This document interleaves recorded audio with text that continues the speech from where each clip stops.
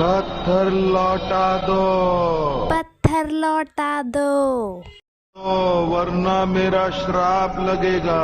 वरना मेरा श्राप लगेगा। इस सीन को बचपन में देखकर इतना ज्यादा डर लगता है, आज भी बुरे सपने आते हैं इसे सोच सोच के। ये जो कार्टून है ये अब तक का सबसे डरावना कार्टून है, एटलीस्ट मेरे बचपन का। तो अब ये कार्टून को बनाने का उद्देश्य तो ये था कि बच्चों का डर का सामना करना सीख सके और कुत्तों के प्रति एक प्यार की भावना आए। अब इस कार्टून की सबसे बेस्ट बात ये थी कि ये बहुत ज्यादा यूनिक था। आई मीन जिस तरीके की वियर्ड चीजें दिखाई जाती थी इस कार्टून में, कभी किसी को बीमारी लग गई, कभी किसी के सर पे फोड़ा उगाया, कभी किसी के पैरों में फंगस लग गई। और ये कार्टून भी हमेशा रात को ही टेलीकास्ट होता था। उस जमाने में जो हॉरर शोज आते थे उनसे ज्यादा डरावना था करेज द कावले डॉग। नए नए कैरेक्टर को इंट्रोड्यूस करना और कुछ भी होता था इस कार्टून में। और सबसे बेस्ट चीज तो ये होती थी कि जब करेज उल्टी सीधी शेप्स बनाकर अपनी प्रॉब्लम को दिखाता था। बोट में प्रॉब्लम होती थी तो बोट बन जाता था, कोई भूत आ जाता था तो भूत बन। मुझे तो सबसे डरावना एपिसोड वो वाला लगता था जिसमें एक बुढ़ा सा आता था लंबे बालों वाला और सबके बाल काट के ले जाता था। मुझे उस शो का नाम तो याद नहीं है।